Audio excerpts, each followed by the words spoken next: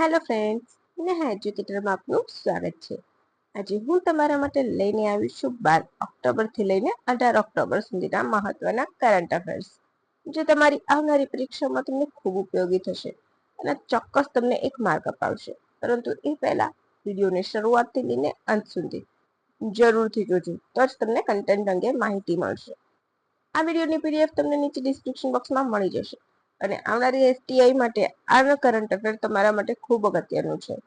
અને પહેલા તો સોરી કે મેં ઘણો બધો લેટ વિડીયો બનાવ્યો, આખું વીક લઈ લીધું, કારણ કે હું પોતે બીમાર હતી એટલા માટે. અને હવે ફેસ્ટિવલ સિઝન આવે છે, તો થોડાક વિડીયોઝ સાથે હું તમને આપીશ કરંટ અફેરના, રાઈટ? તો તમે એટલે એ માટે મને માફ કરી દેજો, રાઈટ? પણ હા, તમારા માટે હું લાવીશ જરૂર. અને જેમ કે હું અત્યારે બીમાર હોવા છતાં પણ તમારા માટે, જેવું મારી તબિયત સારી થઈ એવું મેં વિડીયો બનાવી લીધો તમારા માટે, કે મારા વિદ્યાર્થી મિત્રોને વંચિત ના રહે. અને ખરેખર તમે જોશો તો તમને ખૂબ મજા આવશે. હવે આપણે આજના પ્રથમ પ્રશ્ન તરફ વધી જઈશું. ₹42,000 કરોડથી વધુની ખેડૂતલક્ષી પીએમ ધન ધાન્ય કૃષિ યોજના અને કઠોળ આત્મનિર્ભરતા મિશન હેઠળ વડાપ્રધાનના હસ્તે ક્યાંથી લોન્ચ કરવામાં આવ્યું છે? ઉત્તર પ્રદેશ, પંજાબ, હરિયાણા, નવી દિલ્હી. બોલો, તો અહીં આપણો શું જવાબ આવશે? અહીં આપણો ઓપ્શનમાં આવશે આપણો જવાબ ઓપ્શન ડી, નવી દિલ્હી. નવી દિલ્હીના પૂસા કેન્દ્રથી લોન્ચ કરવામાં આવ્યું છે. તમને ખ્યાલ હશે કે આપણે જુલાઈમાં આના વિશે વાત કરેલી છે, રાઈટ? જુલાઈમાં આને મંજૂરી મળી હતી અને બજેટમાં પણ એના અંગે જોગવાઈ કરેલી છે. તો આપણે જોઈ લઈશું. પીએમ કિસાન સન્માન નિધિ યોજના હેઠળ ખેડૂતોના ખાતામાં ડીબીટી એટલે કે ડાયરેક્ટ બેનિફિટ ટ્રાન્સફર દ્વારા 6,000 ની સીધી સહાય જમા થાય છે.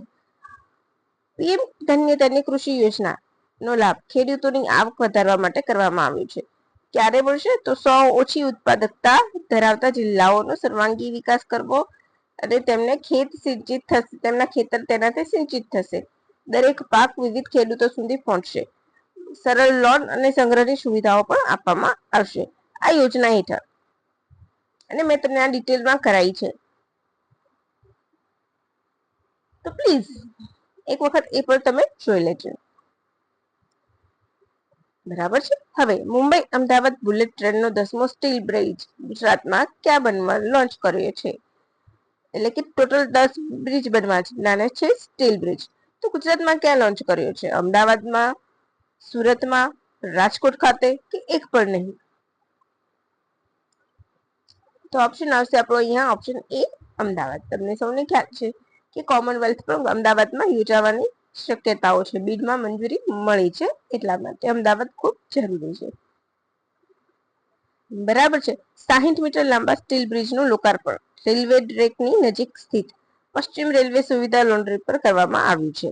આ પ્રોજેક્ટ માટે અમદાવાદ જિલ્લામાં લોન્ચ થયેલો આ પ્રથમ સ્ટીલ બ્રિજ છે. અમદાવાદ જિલ્લાનો છે, બરાબર છે, યાદ રાખજો.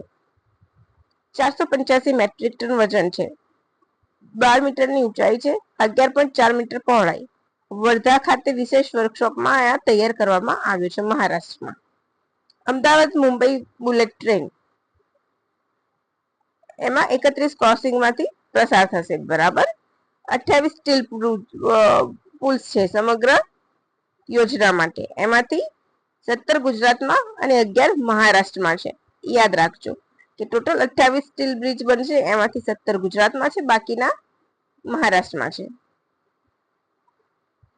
હવે અમદાવાદમાં તમને ખ્યાલ છે કે 11મી એશિયાટિક ચેમ્પિયનશિપ યોજાઈ હતી. એમાં મેડલ ટેલીમાં પ્રથમ દેશ કયો છે?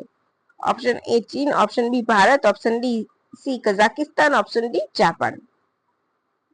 આજે હું તમને કોઈ જ એક્સ્ટ્રા માર્ક નહીં કહું, સીધી જ વાત આપણે સીધા આન્સર પર જ આવી જઈશું કે 20 મિનિટમાં વિડીયો પતી જાય એ રીતે. તો અહીં આપણો જવાબ આવશે ઓપ્શન એ ચીન. 28 થી 11 ઓક્ટોબર સુધી વીર સાવરકર સ્પોર્ટ્સ કોમ્પ્લેક્સ ખાતે યોજાઈ હતી. હવે તમારે મને આનું મેસ્કોટ કહેવાનું છે. મેં તમને આ જ્યારે શરૂ થઈ હતી ત્યારે તેનું મેસ્કોટ કહ્યું હતું, તો તમારે મને મેસ્કોટ કહેવાનું છે. 28 દેશોના 900 થી વધુ ખેલાડીઓએ ભાગ લીધો હતો. ભારતને 4 સિલ્વર અને 9 બ્રોન્ઝ મેડલ સાથે 13 મેડલ મળ્યા છે. વધારે નથી, બરાબર, 9 બ્રોન્ઝ છે, ગોલ્ડ એક પણ નથી મળ્યું. અને એશિયન માટે એશિયન ગેમ્સ માટે ક્વોલિફાય પણ થઈ ગયું છે. ચીન પ્રથમ, કઝાકિસ્તાન બીજું અને જાપાન ત્રીજું છે. આપણે એટલું જ યાદ રાખવાનું છે, બરાબર. હવે ઇઝરાયેલના હમાસ યુદ્ધને સમાપ્ત કરવાના પ્રયાસોના ભાગરૂપે 13 ઓક્ટોબરના રોજ ક્યાં કરવામાં આવશે શાંતિ એગ્રીમેન્ટ? થોડું લખવાનું રહી ગયું છે. America, option A America, option B Egypt, option C Washington DC, option D Palestine.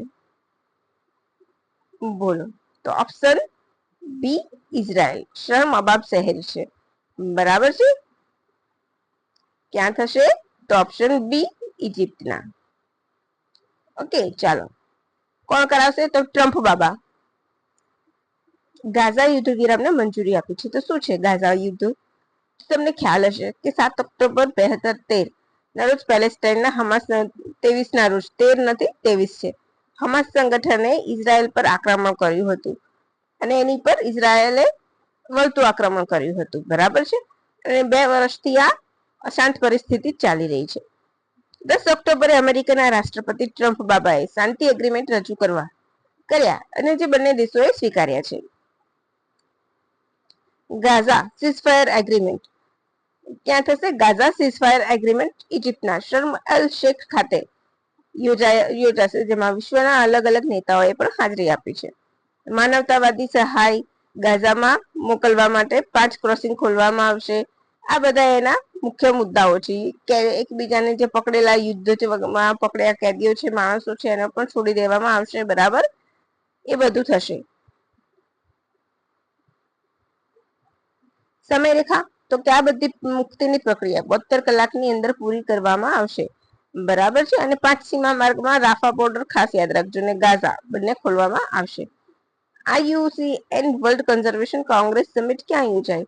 ખૂબ જ ચર્ચામાં છે, તો તમારે મને એને કહેવાનું છે કે એનું પૂરું નામ શું છે, બરાબર છે. IUCN નું પૂરું નામ શું છે તમારે મને કહેવાનું છે. ક્યાં યોજાઈ હતી? Option A Abu Dhabi, option B Dubai, option C Palamu, option D New York. કારણ કે આ વિશે તો મેં તમને ઘણું બધું કરાવેલું છે, એટલા માટે મેં તમને કહ્યું કે તમારે મને કહેવાનું છે ક્યાં થઈ હતી. બોલો. Option A Abu Dhabi. શું આવશે? અબુધાબી. વિશ્વનો સૌથી મોટો પ્રકૃતિ સંરક્ષણ પર આધારિત આંતરરાષ્ટ્રીય કાર્યક્રમ છે. ઉદ્ઘાટન કોણે કર્યું? અબુધાબીના પ્રિન્સે.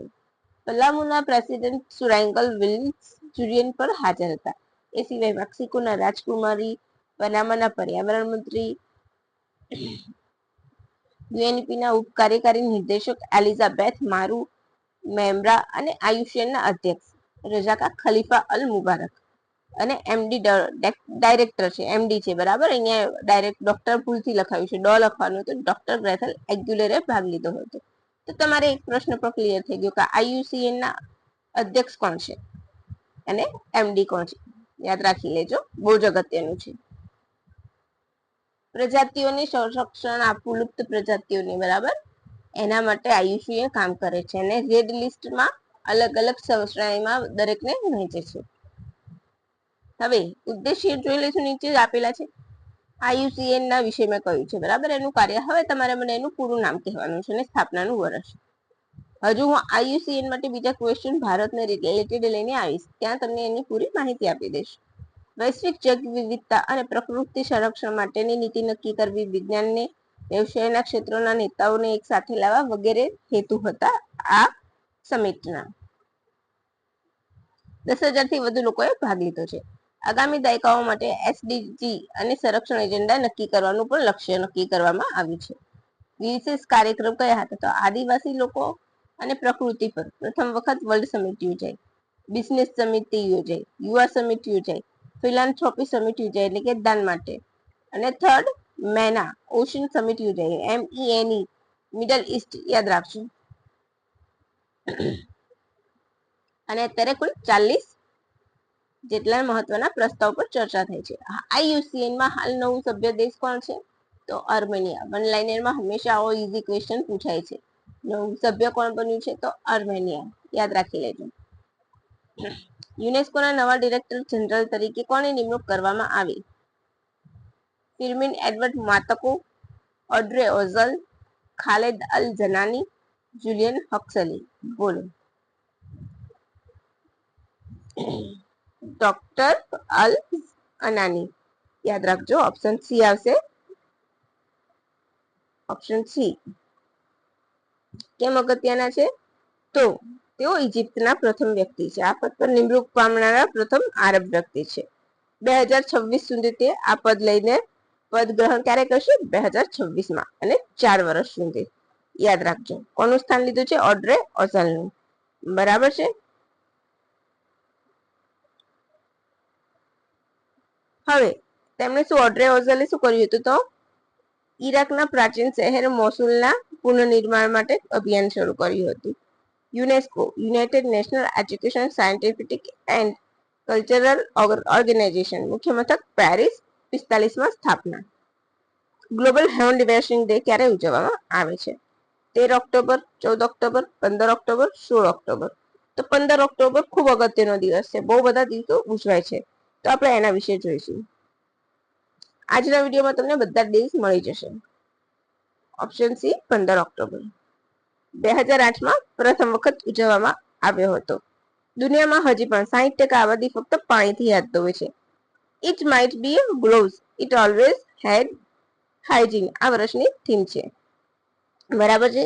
અગત્યનું પતી ગયો. બીજો દિવસ 14 ઓક્ટોબર કયો દિવસ હતો? તો ઇન્ટરનેશનલ ઈ વેસ્ટ ડે. યાદ રાખજો, International E waste day 14 October. Bringing a collection points close to you આ વર્ષની એની થીમ હતી. આ તમારા એના વિશે માહિતી. ભારત ઈ વેસ્ટમાં કયા નંબરે છે? 3જા નંબરે છે. ડાઉન ટુ અર્થ નું મેગેઝિન છે, એની જે સાઇટ છે ઓફિશિયલ, એમાંથી મેં આ લીધેલું છે. બરાબર.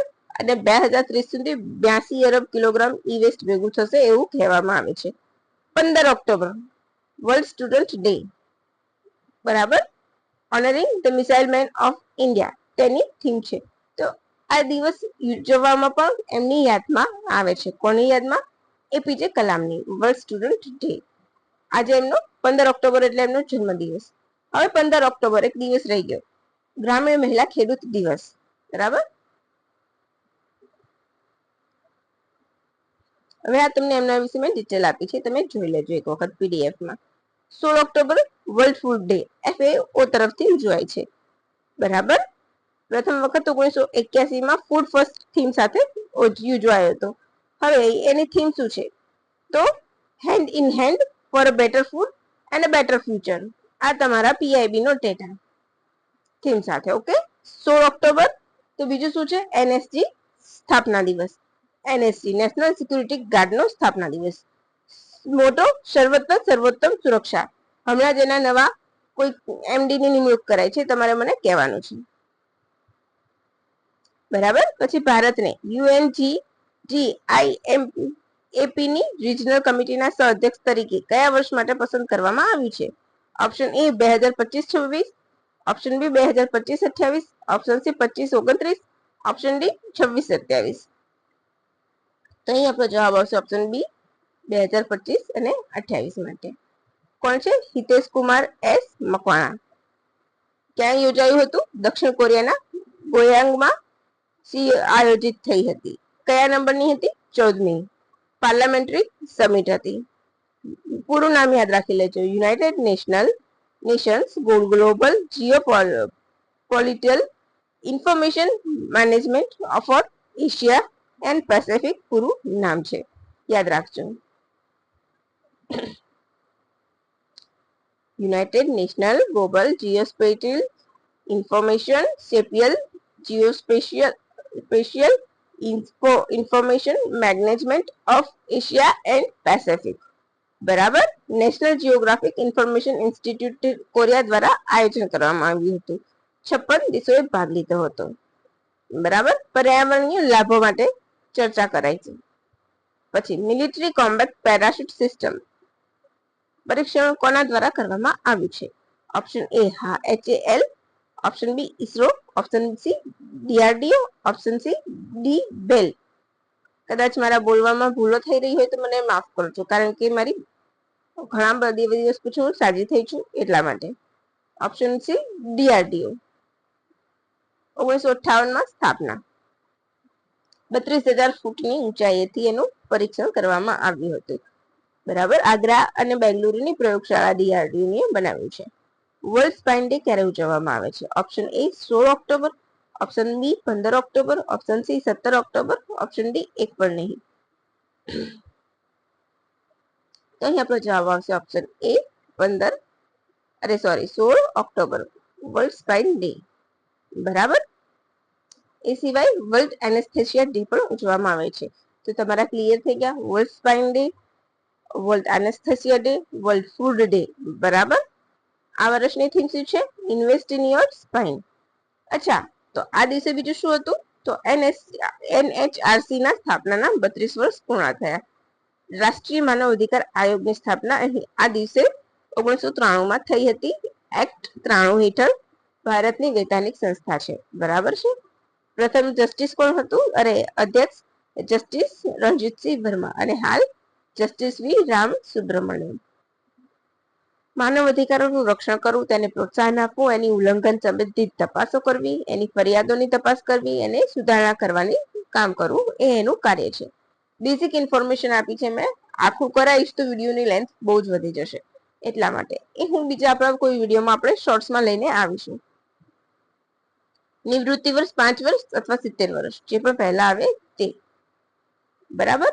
હવે 16મી WHO IRSCH એટલે કે international regulatory cooperation for a herbal medicine કયા દેશમાં યોજાઈ? Option A Korea, Indonesia, option B Japan, option C ચીન, ઓપ્શન ડી બ્રાઝિલ. તો અહીં આવશે ઓપ્શન એ ઇન્ડોનેશિયાના જાકાર્તામાં યોજાઈ. ભારત સરકારના આયુષ મંત્રાલય તરફથી તેનું નેતૃત્વ કોણે કર્યું હતું? ડોક્ટર રઘુ અરકલે. આ પહેલા જાન્યુઆરીમાં પરંપરાગત ચિકિત્સા ગુણવત્તા માટે ઇજિપ્ત સાથે પણ ઇન્ડોનેશિયા સાથે ભારતે કરાર કરેલા છે. ક્લિયર. હવે international day for eradication of poverty એટલે કે આંતરરાષ્ટ્રીય ગરીબી નાબૂદી દિવસ ક્યારે ઉજવાય છે? Option A 16 October, option B 17 October, option D C 18 October, option D 19 October. મેં અલગ અલગ ક્વેશ્ચન્સ કેમ બનાવ્યા છે? તો તમે બધાની અંદર એકમાં માહિતી આપીશ તો કન્ફ્યુઝ થઈ જશો, એટલા માટે. અહીં આપણો જવાબ આવશે ઓપ્શન બી 17 ઓક્ટોબર. બરાબર. આંતરરાષ્ટ્રીય ગરીબી નાબૂદી દિવસ 1993 થી દર વર્ષે ઉજવવામાં આવે છે. થીમ યાદ રાખી લેજો, એન્ડિંગ સોશિયલ એન્ડ ઇન્સ્ટિટ્યુશનલ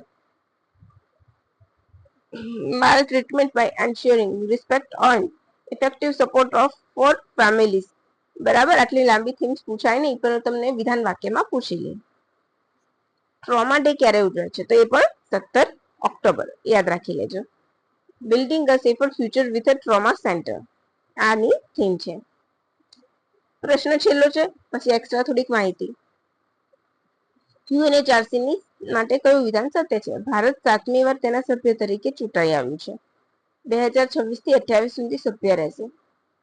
ફક્ત વિધાન એ સાચું છે, વિધાન બી ડી બંને વિધાન સાચા છે. તો આપણું બંને વિધાન સાચા છે.